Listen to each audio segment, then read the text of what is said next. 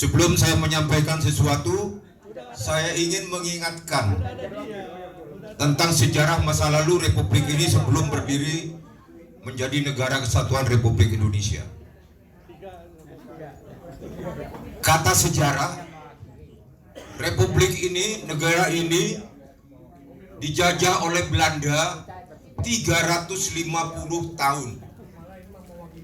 Pertanyaannya, kok bisa negara atau Nusantara pada saat itu bisa dijajah 350 tahun oleh Belanda?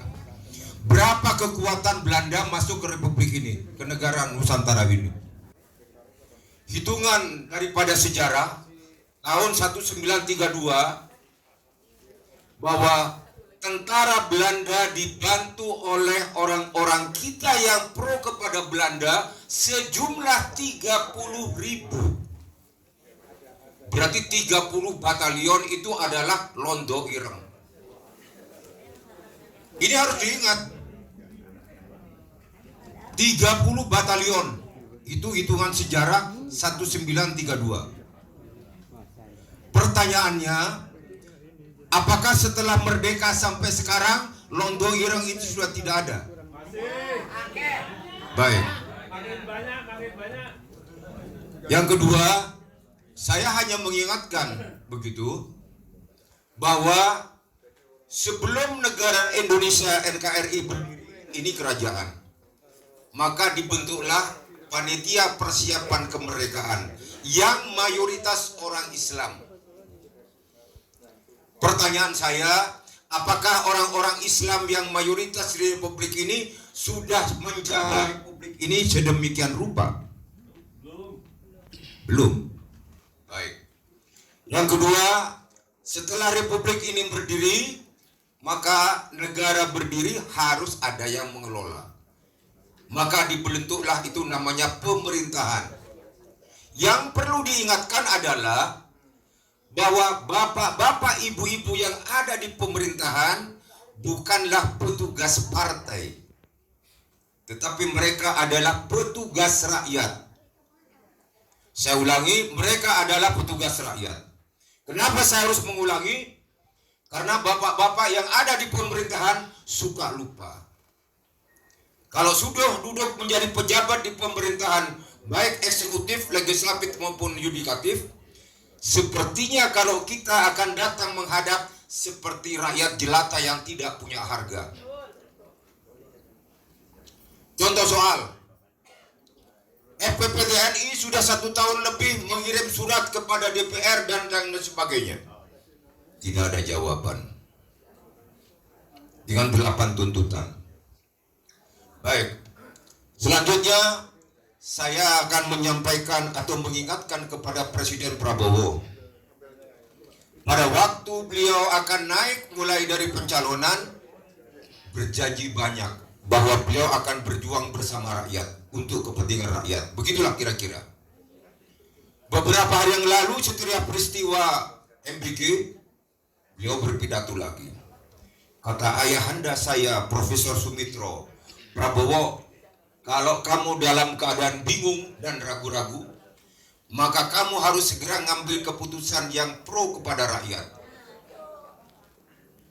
Ini perintah atau petunjuk orang tuanya sendiri. Nah, tentunya kita akan mengingatkan kepada Presiden Prabowo bahwa di sekeliling Presiden Prabowo terlalu banyak itu orang-orang yang bukan punya Presiden Prabowo. Banyak orang-orang yang titipan-titipan dari pemerintahan masa lalu. Apakah berani Presiden Prabowo untuk memperbaiki itu semua? Dan kita berharap kepada Presiden Prabowo untuk berani berbuat mengambil keputusan yang pro kepada rakyat. Setiap keputusan itu pasti akan mengandung risiko. Tidak ada yang tidak ada risiko. Saya mengingatkan kepada Presiden Prabowo sesama purnawirawan, kita pernah perang di daerah perang begitu. Hitungan detik kita harus mengambil keputusan. Apakah Presiden sekarang mau atau bisa atau berani mengambil keputusan itu? Itu permasalahannya. Kita pernah juga mengalami keadaan yang terjepit. Presiden mengatakan bahwa purnawirawan, tentara, rakyat harus berjuang untuk negara. Ya, tetapi pemerintah sendiri juga harus berjuang untuk rakyat. Selanjutnya, Forum Purnawirawan FPP TNI sudah 1 tahun lebih ya mengirim surat kepada pemerintah untuk minta audiensi, baik eksekutif maupun legislatif, tapi tidak ada jawaban. Tuntutan yang pertama adalah kembali ke Undang-Undang Dasar 45. Kenapa harus kembali? Begini, kalau tentara itu tersesat di tengah hutan, maka dia tidak boleh memaksakan kehendak untuk tetap berjalan kemanapun, tetapi dia harus mundur ke titik nol, titik awal. Kenapa saya sampaikan ini? Karena masih ada orang atau orang-orang politisi yang mengatakan jangan kembali, tetapi tetap diperbaiki yang sudah ada. Tidak bisa.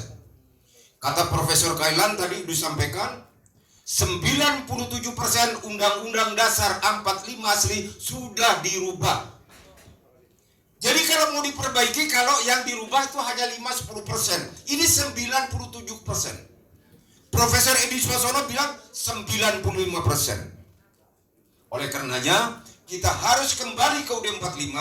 Hal-hal yang perlu disempurnakan itu kita melalui adendum. Khususnya pasal 33 dan siapa yang boleh menjadi presiden di Republik ini. Ada indikasi bahwa sekarang sudah persiapan orang-orang yang bukan orang Indonesia asli untuk menjadi presiden.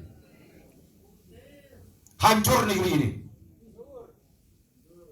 Nah, kita sebagai pemilik negeri harus waspada. Selanjutnya, tuntutan purnawirawan yang ke-8 tentang pemaskulan Gibran.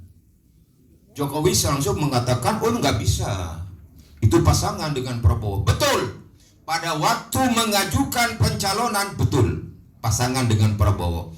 Tetapi yang kita permasalahkan adalah persyaratan setiap orang antara Prabowo dan Gibran tidak sama. Jadi persyaratan Gibran itulah yang bermasalah. Dan pada saat itu semua orang yang menjabat tutup mata, tutup kuping semua. Tidak ada anggota DPR pun yang menanyakan kenapa MK melakukan keputusan seperti itu dan sebagainya. Semua diam. Orang-orang partai juga semua diam. Nah, kita tetap menuntut agar pemaskulan Gibran tetap berjalan karena tidak sesuai dengan undang-undang.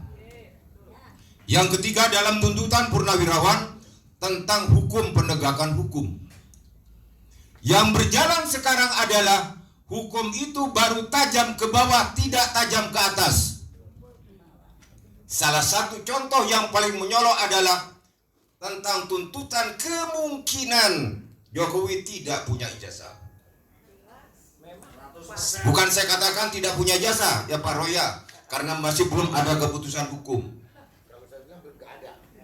Diperkirakan kata Pak Roy 99,9% tidak punya ijazah. Ya. Yang menjadi masalah gitu ya. Sekarang Bapak Joko Widodo mau kelalang keliling di Indonesia, persiapan tahun 2029 untuk PSI. Tunjukkan dulu ijazahnya. Lah ke pengadilan saja suruh datang tidak pernah datang kok. Ini seluruh orang Indonesia yang mengatakan dirinya orang Indonesia harus buka mata. Orang yang bermasalah tidak bertanggung jawab terhadap keadaan ini tetap mengajukan untuk dirinya manggung. Ada kesalahan besar yang dilakukan Jokowi yang menjadi bom waktu, yaitu tentang Kepres 17 tentang bantuan kepada PKI.